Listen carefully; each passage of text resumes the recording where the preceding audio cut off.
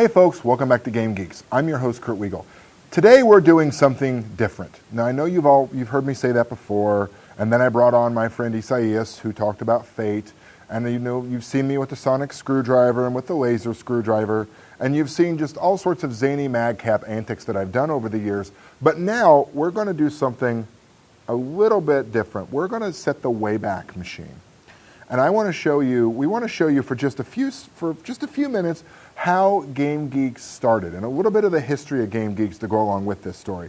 Game Geeks started on public access in the town in which we live, and it originally did not start with me.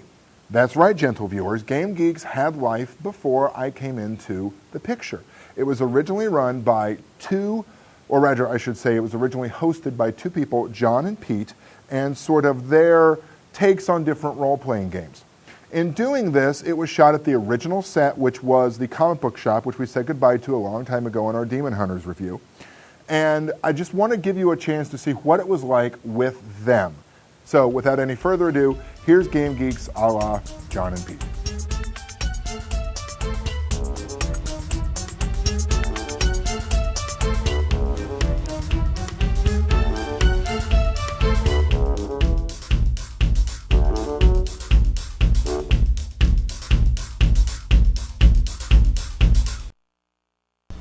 Hi, welcome to Gaming Geeks. Game Geeks. Game Geeks. Game Geeks. One day I'll get the title right. And on this show we review many games that are known as role-playing games. A role-playing game is a game where one person acts as a game master.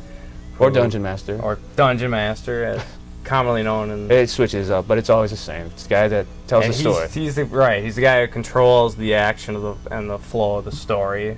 The game. He sort of acts as the PlayStation, if you will, or the Nintendo. Well, other people play the game, and they just control one character while the game master controls everyone else in the world. As you might guess, we do quite a lot of role-playing games around here. What do you mean, as you might guess?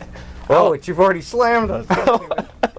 I know, it's just, but we're doing reviews of role-playing games because we enjoy them a lot, and we thought we'd have some fun doing the show and putting this together, which is actually going to be done over several nights. Yes. And so if things change and we look different, don't have heart attacks. And if you do, don't mail us. We don't care. So let's get to the first one, Danger Quest, and let's talk about that. And today we'll be reviewing D&D right here. I got it. I got all the books. Well, not all the books, but most of the books. We play D&D all the time. I know, that's the game we know best. That's why we should review it. Everyone plays it. We're going to go for a little mix-up today, so that's why we're not reviewing Dungeons & Dragons. Oh, right on. I got something right here. Hackmaster. It's awesome. Perfect. It's a game you never want to play. No, actually, I believe we both agreed we're going to review Danger Quest. Oh, yeah, that's right. All right, can you tell me anything more about it? Well, I suppose I could, since you asked so nice.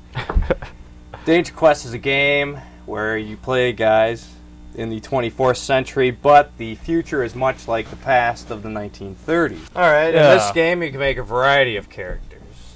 Well, as in most role-playing games, there are a variety of roles so that not everybody's character is the same. Right, which is like a good thing about the game and also a bad thing, because it's like so broad stream when you're rolling up, because everything you do when you make a character is randomly rolled. Completely random. Completely random. And it's like, once in a while you get to choose, you roll dice, like a percentile dice, and they'll let you choose like 45, or you can switch around and do 54, or something like that. But that's like the best you get, which isn't... And this is on a long table of selection. You got like maybe 14 rolls you have to do, and it's kind of cool in the sense that you don't get your standard characters, and you really don't know what you're going to end up with.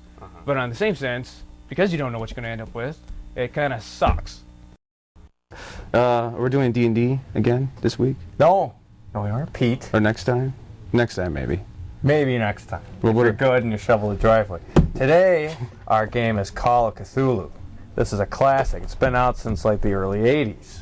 Right. H.P. Lovecraft stories. Right. H.P. Lovecraft is a guy who lived in the 1920s and 30s and wrote stories about a world where we don't really know everything that goes on in it, that there's a secret race of gods and monsters. The game you usually play, unlike many other role-playing games, you play ordinary people, like college professors and Although they seem to be a little bit more wealthy because they have to have the time to investigate. Right, and this game you can play it in pretty much any time period, but normally you play it in the 1920s, which is when Lovecraft stories took place originally, right? There's a couple of things, I suppose, different from this game as compared to the others that we're kind of used to, is that there's not a big deal about fighting. Fighting isn't as important because your characters are roughly normal people. 1 or 2 gunshots will kill you, or a monster can just squash you in one blow. So usually you're trying to figure out clever ways to beat the monsters. And in this game, your characters are known as investigators. Very often the game is played as a mystery. You have to go out and interview people and try to find clues, look stuff up in the library, co-analyze clues with your fellow players and whatnot, and try to formulate a way to figure out, what the heck is going on. Because usually it doesn't just pop out, bam, Cthulhu's coming. It's more like weird things are happening around town, try to figure out what's going on. And as things go on, you get deeper and deeper into it until it's too late to back out. Either you save the day or a bunch of cultists unleash a horrible demon into the world. Right. That was Cthulhu. Yep. The memories. But now we're here in the present, and we're going to talk about a whole bunch of games. Hey folks, welcome back. Again, this was just a little attempt to show you what Game Geeks was, where it started, back in the original comic book shop set. You can see where we are now. It's really evolved in a lot of ways that none of us had really expected. We've been around for quite a while, and we hope to be around for quite a while longer. And remember, this is where it began, this is where it is now. For Game Geeks, I'm your host, Kurt Wiegel. Good day and good gaming.